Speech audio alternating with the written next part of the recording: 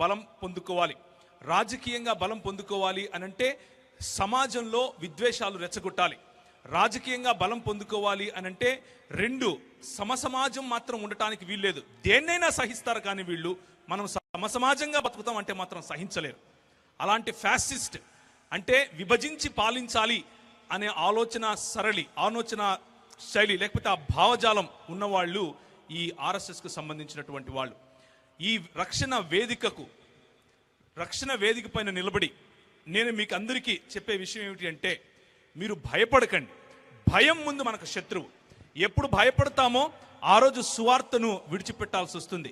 భయపడకండి. మన పితరులు సువార్త కోసం చనిపోయారు, మన పితరులు సువార్త కోసం రక్తం పెట్టారు. మీరు చిన్న చిన్న చీప్ గుండాగాళ్ళ కోసం భయపడకండి. ఏమీ కాదు. మహా అయితే ఏమవుతుంది, 2 తంతలు అంతే కదా. మనకు లేదా చట్టం, మనకు లేదా ఈ ప్రభుత్వం. ఈ తెలుగు రాష్ట్రాల్లో రాజకీయంగా బలపడటం కోసం మాత్రమే వాళ్ళు చేస్తున్నటువంటి కుట్ర ఇది. ఈ కుట్రను గమనించండి. సాటి హిందువులను గౌరవించండి.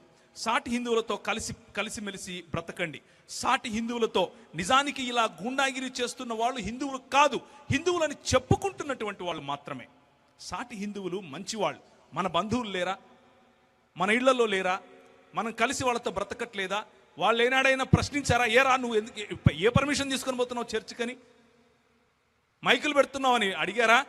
మనం అడిగామా వాళ్ళని? పొద్దున్నే లేచి ఎందుకయ్యా పెడతాం వాళ్ళకని? సమాజం, కలిసిమెలిసి బ్రతికే సమాజంలో ఏదో ఒక గొడవ చేయాలి. దీన్నే విభజించి పాలించే తత్వం అంటారు. దీన్నే కౌటిల్యుడు తన శాస్త్రంలో రాస్తూ సామదాన భేద దండోపాయాలను ఉపయోగించాలి అని చెప్పాడు. అదే పద్ధతిని ఈరోజు ఆ మనుధర్మ శాస్త్రంలో ఉన్నటువంటి డివైడ్ అండ్ రూల్ అన్నటువంటి పద్ధతిని వీళ్ళు పాశ్చాత్యులకు నేర్పించి వాళ్ళొచ్చి మన మీద చేశారని వాళ్ళ మీద మళ్ళా వంకలు పెడతారు. డివైడ్ అండ్ రూల్, విభజించి పాలించు అన్నది ఈ ప్రపంచానికి దీపావళి గిఫ్ట్గా ఇచ్చారు ఈ ఆర్యులు. కాబట్టి భయపడకండి. భయం మనకున్న మొదటి శత్రువు. ప్రభువు భయపడలేదు. ఆయనను చెంప మీద కొట్టినప్పుడు ఇంకో చెంప చూపించలేదు. ఎందుకు కొట్టావని అడిగాడు.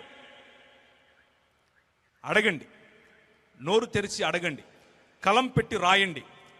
మన యుద్ధోపకరణములు దేవుని ఎదుట దుర్గములను పడద్రోయజాలినంత బలము కలవయున్నవి అని దేవుని వాక్యం చెబుతా ఉంది. మన యుద్ధోపకరణములు కత్తులు కటారులు కాదు. మన యుద్ధోపకరణం మన చేతిలో ఉన్నటువంటి వాక్యం. మన యుద్ధోపకరణం పరిశుద్ధాత్మ దేవుడు మనకిచ్చినటువంటి ధైర్యం.